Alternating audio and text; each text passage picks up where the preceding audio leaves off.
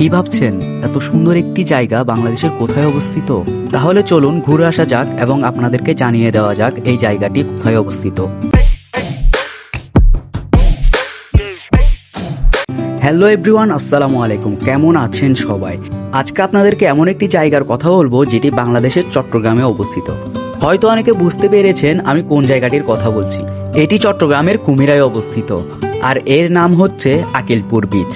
এটি বর্তমানে চট্টগ্রামের মোস্ট হিডেন প্লেস হিসেবে বিবেচিত হয়েছে।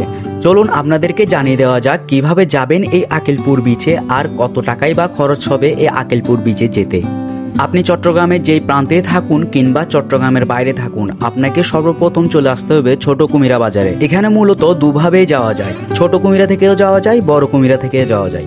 তবে আমি বলবো ছোট কুমিরা বাজারে নামবেন এবং সেখানে আপনি কিছু সিএনজি পেয়ে যাবেন, যার লোকাল ভাড়া পড়বে জনপ্রতি 20 থেকে 30 টাকা। আর আপনারা যদি মানুষ বেশি হয়ে থাকেন তাহলে বলবো আপনারা রিজার্ভ নিয়ে নেবেন। রিজার্ভ ভাড়া আপনাদের থেকে বলবে 250 টাকা, যা আপনারা দরদাম করে নেবেন। আর লোকাল ভাড়াটাও সময় বুঝে কম বেশ হতে পারে।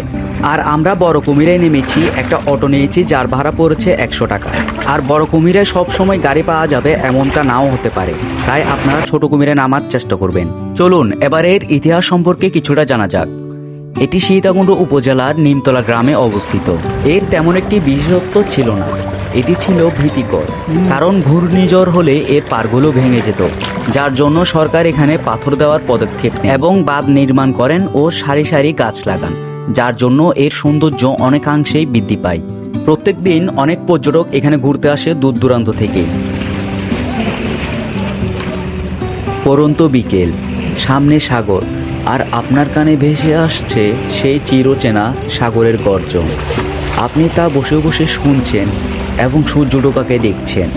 এর থেকে ভালো কিছু হবে বলে আমি মনে করছি না। এই পর্যন্ত যতগুলো সমুদ্রে গিয়েছি কিংবা দেখেছি, আমার থেকে সব থেকে সুন্দরতম একটি সমুদ্র মনে হয়েছে এই আকিলপুর সমুদ্র সৈকত। এর শান্ত পরিবেশ ও পরন্ত বিকেল আপনাকে বারবার এখানে আসতে বাধ্য করবে। হয়তো অনেকে বলতে পারেন আমি ভিডিওতে বানিয়ে বলছি, আসলে অনেকটাই ভিডিওতে বানিয়ে বলছি না। এখানে আপনারা গেলে তারপরেই বুঝতে পারবেন আমি কি নিয়ে কথা বলছি। প্রকৃতি ছাড়া আর কিছু নাই, সবগুলো চোখের শান্তি। দেখেন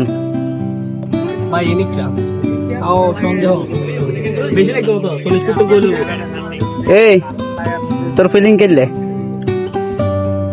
টাইগারের মতো এমনি আসতে চাই নাই। বোর মুখ থেকে ছুড়ে আনছি, ওকে আনছি বোর কল থেকে। এই চপ, এমনি আসতে চাই নাই, ওকে জোর করে ধরে আনা হয়েছে। তোমার অনুভূতি কিরকম প্রতিবার মতো?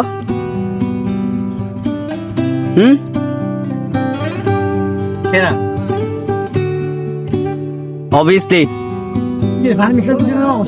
সমুদ্র আওয়াজটাকে মিস করছিলাম। ইচ্ছে ছিল সাগর পাড়ে গিয়ে মুভমেন্টটা এনজয় করবো, কিন্তু পসিবল হয় নাই। শেষ পর্যন্ত এখানে হয়েছে, তাও অভিজ্ঞতা নেই। অবশ্যই এরকম ভিউ পেতে হলে আমাদের সাথে চলে আসুন।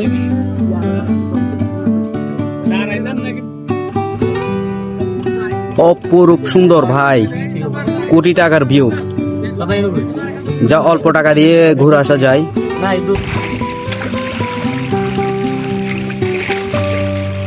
চট্টগ্রাম হচ্ছে অপরূপ সুন্দর জেলার ভূমি, বুঝছেন? না আসলে বুঝবেন না। আজই চলে আসুন আকিলপুর। এটা সি বিচ থেকে কিন্তু কম না। আওয়াজ শুনতেছেন? আওয়াজ ভাই বলে বোঝানো অসম্ভব। দারুণ ফিল লাগতেছে এখানে, দারুণ। এমন অনেক ব্লগারই আছে যারা আপনাকে যাওয়ার ভাড়া বলবে কিন্তু আসার ভাড়াটা বলবে না। আমরা গিয়েছিলাম 100 টাকা দিয়ে, কিন্তু আসার সময় সেই ভাড়াটা হয়ে গেছে 250 টাকা। এটা পুরোপুরি একটা সিন্ডিকেট।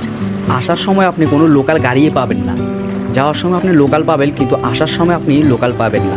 আপনাকে অবশ্যই রিজার্ভ করতে হবে। জানি না অন্য দেশে আছে কিনা, কিন্তু আমাদের বাংলাদেশে আছে যারা হচ্ছে এরকম ড্রাইভার যারা দুর্নীতিবাজ করে।